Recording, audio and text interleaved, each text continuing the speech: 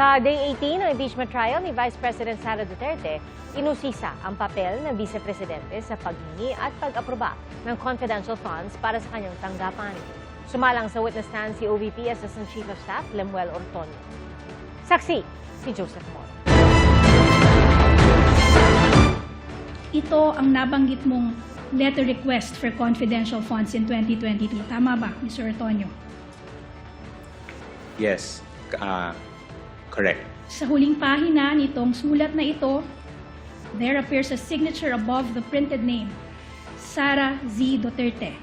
You will confirm that this is the signature of the Vice President. Yes, I can confirm. Kanyang binuksan ang prosekusyon ng pagsalang ni OVP Assistant Chief of Staff Assistant Secretary Lemuel Ortonio bilang testigo sa impeachment trial ni Vice President Sara Duterte. Unang sinilip ng prosekusyon ng letter request noong August 2022 para sa 250 million pesos na confidential funds na pirmado ng bise. Ipinunto rin ng prosekusyon kung paanong walang anumang dokumentong sumusuporta sa kanilang request. For the OVP's request for confidential funds, in this letter, walang computation na binigay. Tama ba? That's correct. No There was combination. also no projection provided in the same letter. And also, there was no physical and financial plan attached to the letter. In fact, there was no attachment supporting the OVP's request for confidential funds. Correct? There were no attachments, ma'am. Meron daw mga paliwanag sa isinumitang letter request sa kung bakit nanghihingi ang Vice Presidente ng confidential funds. Pero wala pa rin anumang programa, proyekto o aktibidad na may kaugnayan sa national security at peace and order na nakasaad sa sulat. In the context of the plans and programs of the office, there has already been plans already at the beginning of the term of the Vice President in July of 2022. At kahit August 2022 nag-request ang bise ng confidential funds, September 2022 pa naaprubahan ng bise at naisumite sa DBM ang physical and financial plan. Diyan sa box na may nakasulat na approved by, may pirma ulit. Above the printed name, Sara Duterte. Yan ay pirma ng Vice President. Siya mismo ang pumirma niyan. Tama ba? Yes, that's her signature, ma'am. Pero napuna ng mga senator judge sa tila na iba ang pirma ng bise sa dokumento. The court noticed that the signature of the Vice President in this document appears to be different from the signature in the August 22 document. So the Vice President has at least two signatures so far. Can you confirm that both are her signatures? Yes, I can confirm, sir, Your Honor, that both are the signatures of the Vice President. You can confirm likewise that they appear to be different though. Yes, that's correct, Your Honor. Ipinunto ng prosekusyon na base sa isinumitang physical and financial plan kabilang sa mga programang pupondohan ang Good Governance Program ng OVP na pinupondohan na ng General Appropriations Act noong 2022. Sa katunayan, sa 2022 GAA, may line item na 621.6 million na mismong para sa good governance engagements and social service projects. Tama ba? That's correct? Ipinakita din sa pagdinig ang 4 na disbursement vouchers at mga tseke para sa 4 na beses na pag-withdraw ng confidential funds. Kinumpirma ni Ortonio na kasama siya ni dating OVP Special Disbursing Officer Gina Acosta nang i-encash ang mga tseke sa bangko. At ikaw lang ang kasama ni Ms. Gina Acosta nang i-encash mismo ito sa Land Bank Shaw Boulevard branch. Tama ba? Yes, when she requested me to accompany her.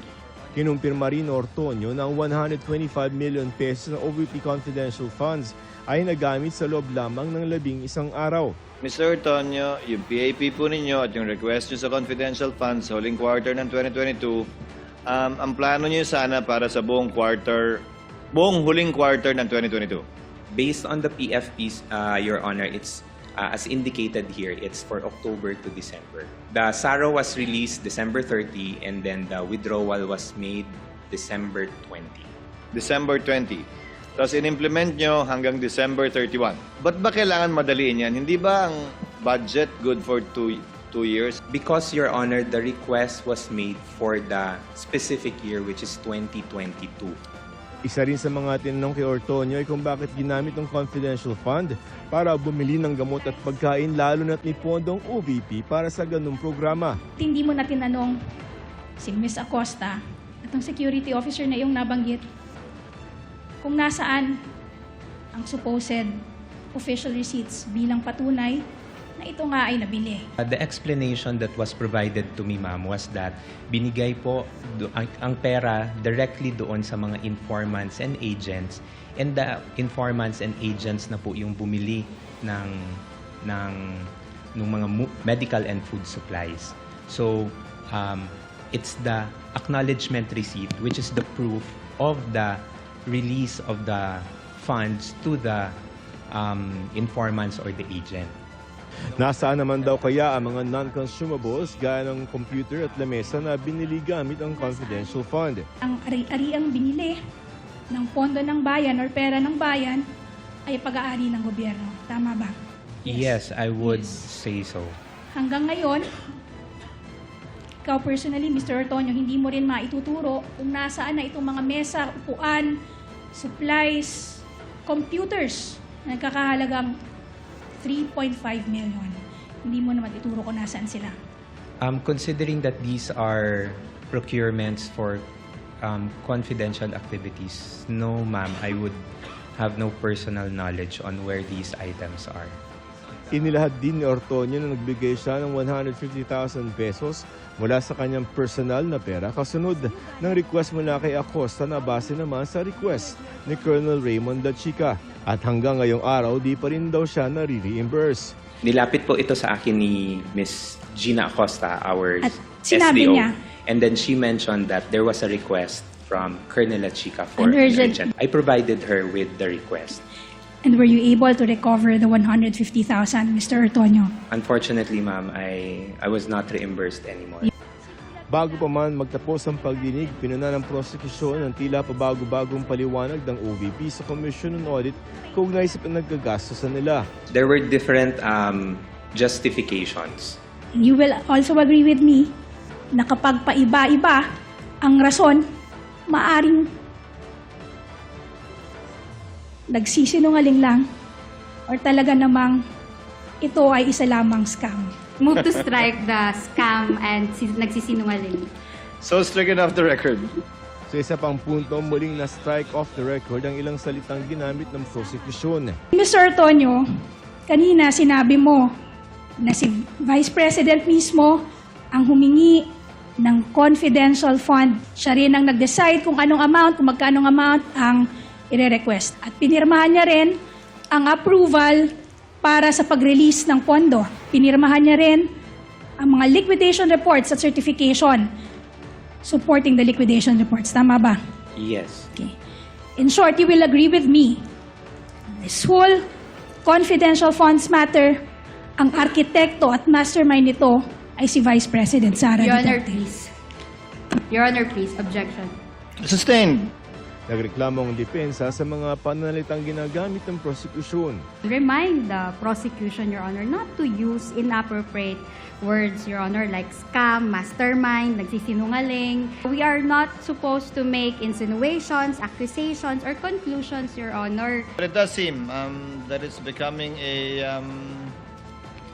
I would rather use the word habit than pattern, for the panel of prosecutors to close their direct with such strong statements. We apologize if sometimes we get carried away by our zeal and our passion, Your Honor. But we at the prosecution, we just want to call a spade a spade. Bukas naman ng katakdang cross-examination ng depensa kay Ortonio. Ako si Joseph Morong, ang inyong saksi. Naniniwala po isang legal expert na napalalim ng testimonya ni OVP Assistant Chief of Staff Lemuel Ortonio ang detalye kaugnay sa confidential funds kumpara sa mga inilahad ng naunang testigo na si Gina Acosta. Sa kanyang pananaw, kung may magandang depensa ang kampo ni Vice President Sara Duterte at may sapat na paliwanag, mainam na siya na mismo ang humarap sa paglilitis. Narito ang aking report.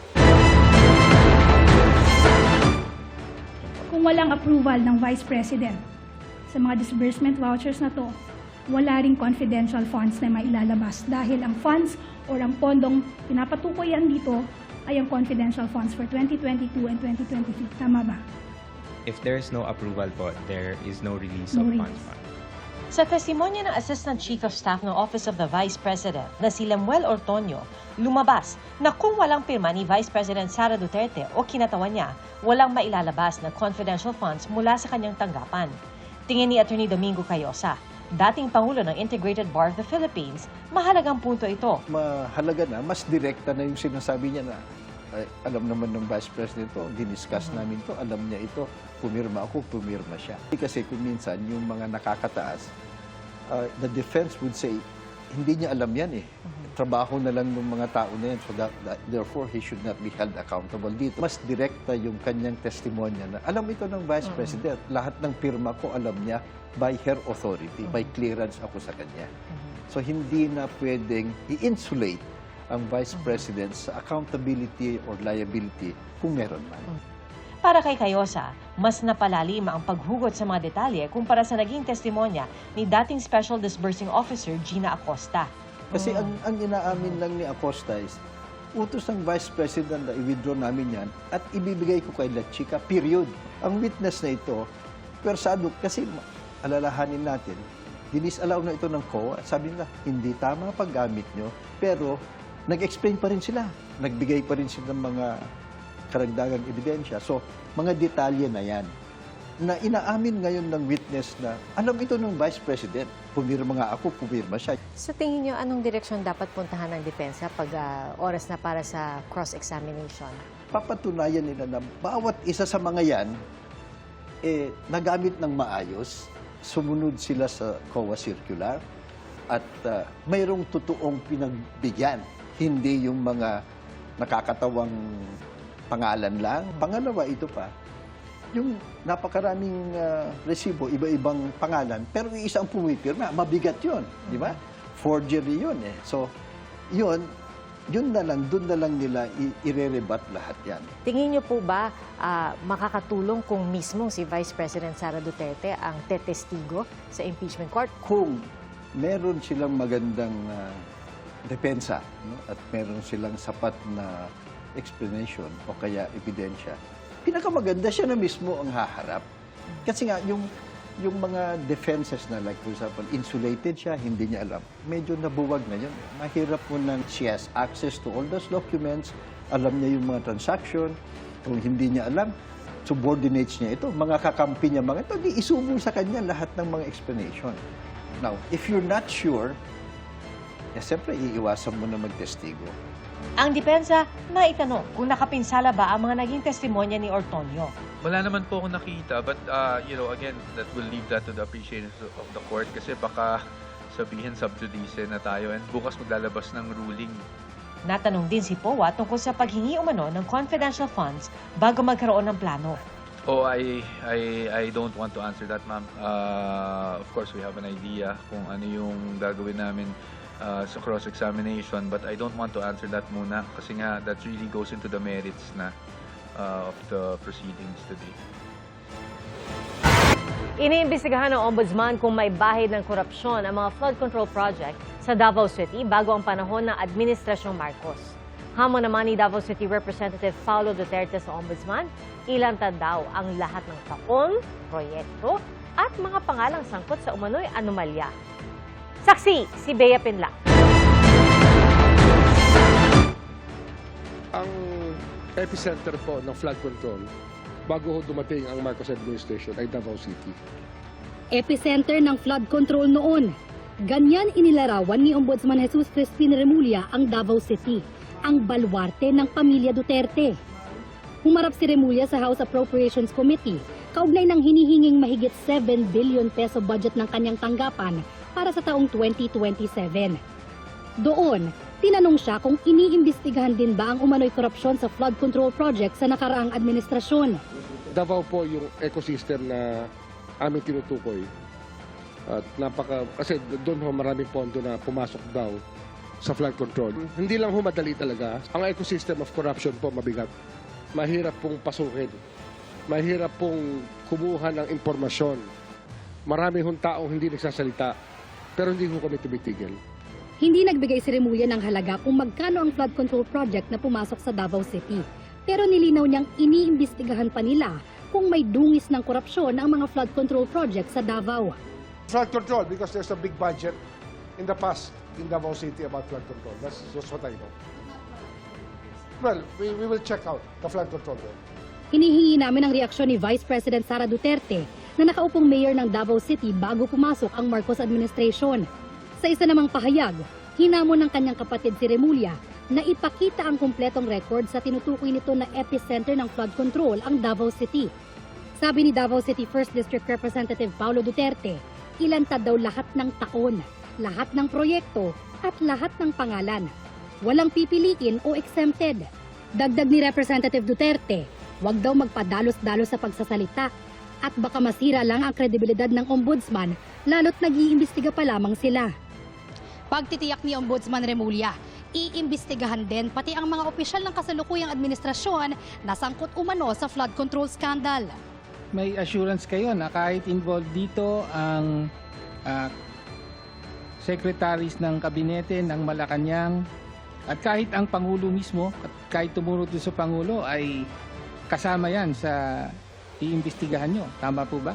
Po, lahat po yan ay base sa ebidensya. Wala ho tayong sisinuhin dito. Kampante naman ang ombudsman sa kasong ihinahanda nila laban sa pinsan ng Pangulo na si dating Speaker Martin Romualdez. Sa kabila ng pagbawi ng testimonya ng 4 sa dating bodyguard ni dating Congressman Zaldico na nagdadawit kay Romualdez sa flood control scandal. We have other evidence pa. But we can prove that pa rin.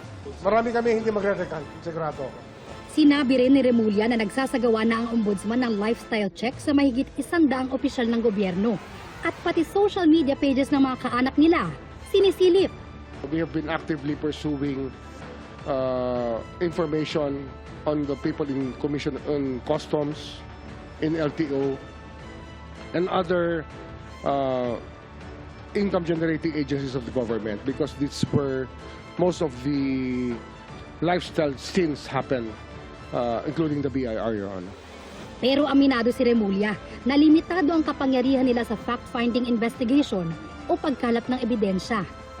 Probably yung isang batas na kinakailangan namin, yung contempt powers na ibibigay po sa Office of the Ombudsman.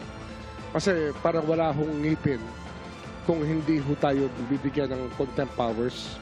Ako si Bea Pinlac, ang inyong saksi. Humina at isa ng low-pressure area ang bagyo sa labas ng Philippine Area of Responsibility na may international name na Atsani. Wala naman sa monitoring domain ng Pag-asa ang dating bagyong Obet pero posible raw itong pumasok muli sa Tropical Cyclone Information Domain. Sa rainfall forecast ng Metro Weather, umaga pa lang bukas ay posible maging maulan sa bahagi ng Zambales, Bataan at Occidental Mindoro. Pagsapit ng hapon, may tsansa na rin ulanin ang malaking bahagi ng Luzon. Posible rin ang pulo-pulo at may hinang ulan sa Visayas at Mindanao pagdating ng hapon hanggang gabi. May tsansa rin ulanin bukas ang Metro Manila.